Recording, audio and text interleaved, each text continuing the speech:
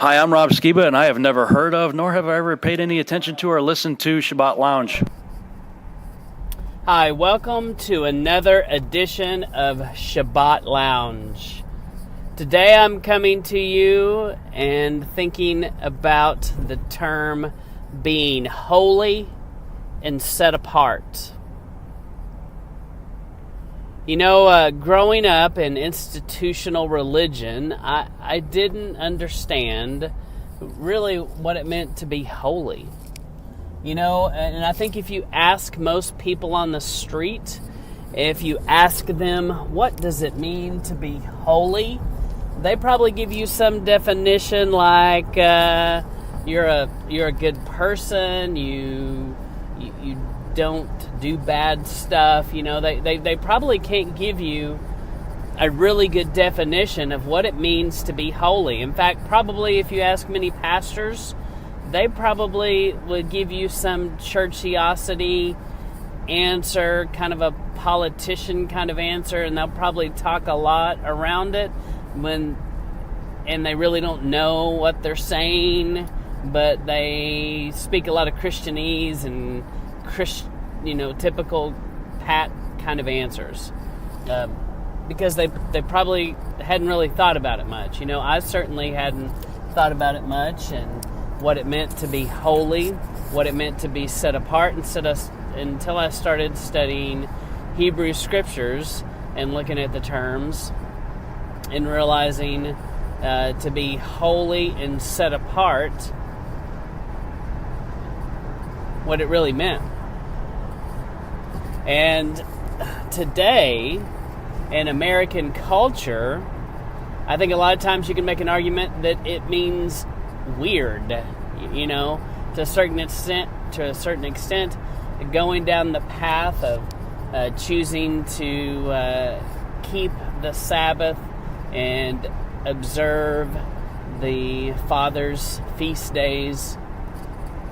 Society is going to look at you like you are weird, especially if you live in the Bible Belt in the Deep South. And I think in some ways, some parts of the country, it might be easier. It actually may be easier to be keeping those things if you live outside the Bible Belt. Because when you live in the Bible Belt and you keep those things, people they don't understand what category you're trying to be. And it just blows their mind, and they can't grasp it. And all they can do is they can kind of go, okay, you're kind of like a Jew. And they kind of can get that, but that they just really don't know what to do with it. It's so foreign, it's so weird, it is so strange. And I think that's been the battle from the beginning of time with us in the human race, is we don't want to be weird. We just want to fit in. We just want to be like everybody else. And I think that's the theme you see in the Old Testament so often, especially as they're coming out of Babylon. You know, as they come out of Babylon, they just keep saying that over and over, you know. Basically, hey, the people around us are doing this, doing that. Why can't we? And so it's definitely a theme that you see, and it's a theme you see in our modern life, and it is so hard to not get sucked up into this culture, into the spirit of Babylon that we find ourselves in. And I do it all the time in what I do, and it's so hard to not get sucked in to being concerned about the money and the dollars coming in, and just get fixated on those kinds of things, instead of being focused on the kingdom, instead of being focused on what the Father can provide and what the Father is willing to provide. It goes back to an episode that I published recently about Jacob and Esau, you know. So we fight every day, I think, are we going to be like Jacob, or are we going to be like Esau? Are we going to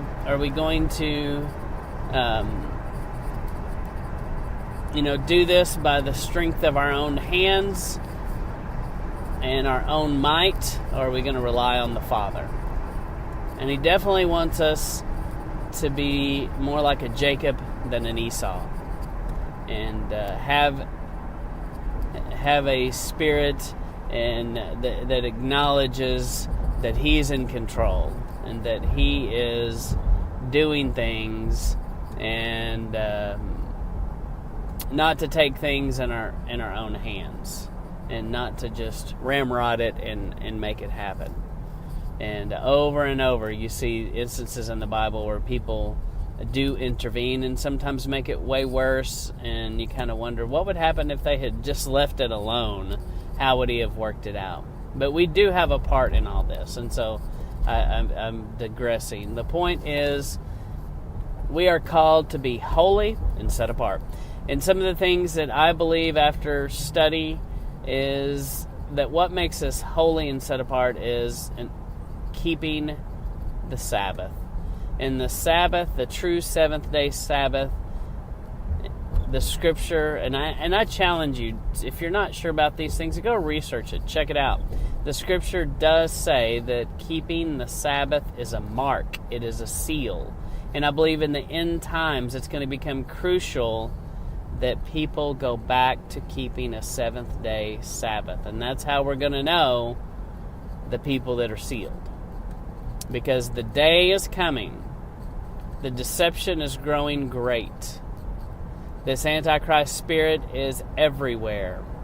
And it's becoming harder and harder to live here in the United States and believe in God's Word and follow His Word. It just becomes harder and harder, and you feel like sometimes that you can't say that to just anybody. And you feel like sometimes you could lose your job if you spoke out as boldly as maybe we should. And so that, I think that's the battle that I fight all the time, and you probably share that as well. How to we are different, and we are called to be holy and set apart. And what's the balance? What's the balance between telling the truth and also just going about our business, and basically when to be silent and when to be bold in that? That's hard to know. So, and that's what I'm trying to figure that out as I go. But anyway, I keep digressing and chasing rabbit trails I didn't mean to chase today. But the point is, be holy, be set apart, be weird, be different. It's good. It's okay. My prayer for my children is that they will be independent, free-thinking people, not dependent upon what the world around them says for fashion, for whatever. Just don't listen to the world. The world is going to be wrong. We do know that to be very consistently. So I leave you with, be holy, set apart, be different, be weird. Read your Bible, search the Scriptures, and I do ask that you would leave me a like, a comment, leave me some kind of feedback if you listen, and I greatly appreciate any of that you could do. Share it to others if you find something that I've said to be powerful, to be useful. Please share it with others, and the Google Analytics, the way that works is the more comments, likes, and things like that I get, the higher it's going to pull up, the more people are going to see it. So I just ask that you would help in that, and I appreciate you listening, and thank you for listening to Shabbat Lounge.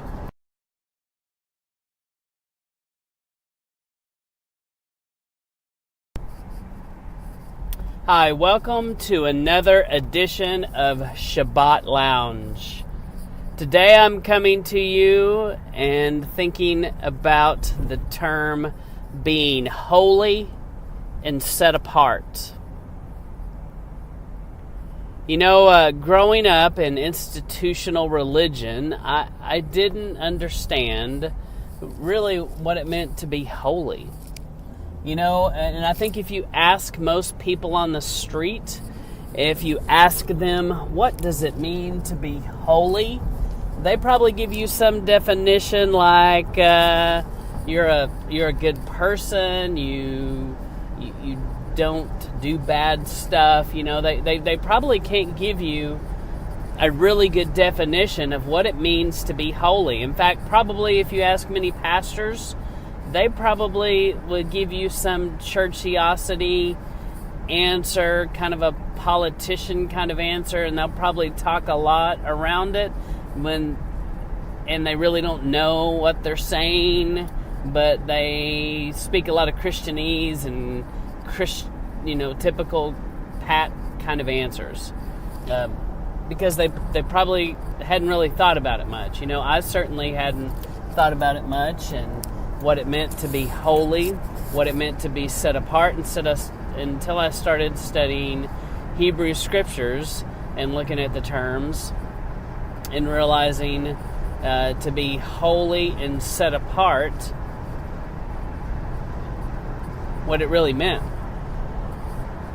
And today, in American culture, I think a lot of times you can make an argument that it means weird, you know, to a certain extent, going down the path of choosing to keep the Sabbath and observe the Father's feast days.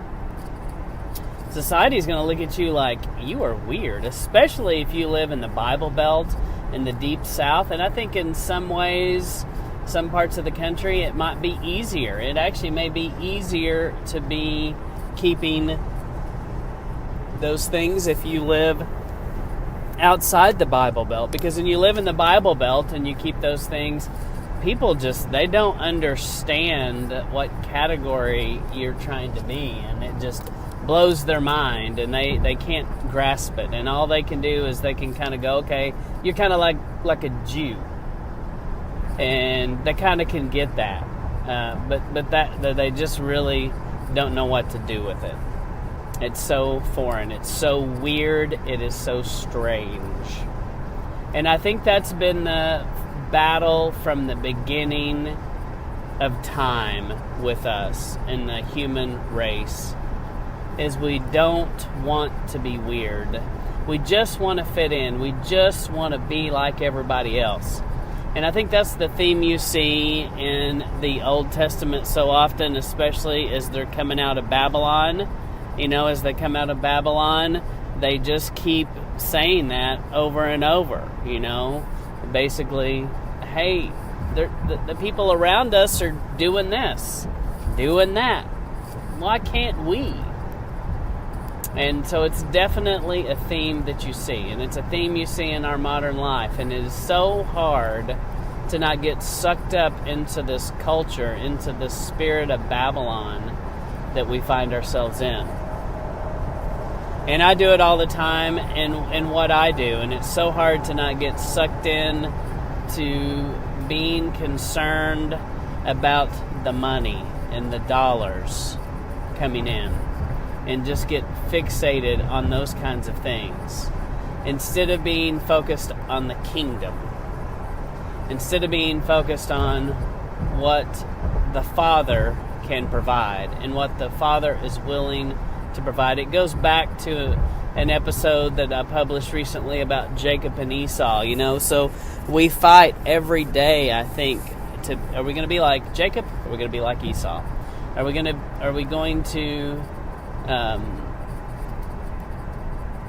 do this by the strength of our own hands and our own might, or are we going to rely on the Father?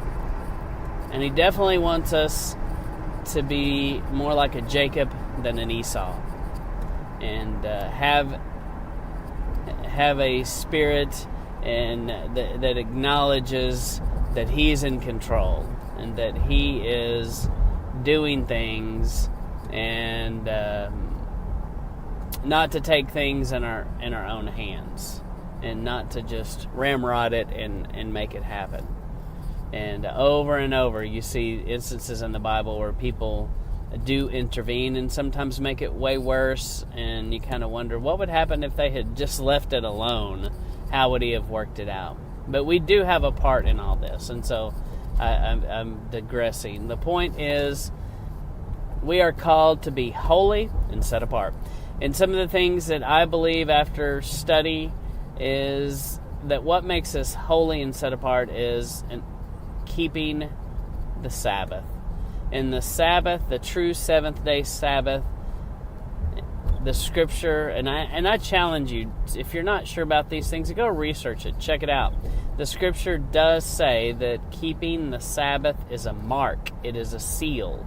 And I believe in the end times it's going to become crucial that people go back to keeping a seventh-day Sabbath. And that's how we're going to know the people that are sealed. Because the day is coming. The deception is growing great. This Antichrist spirit is everywhere.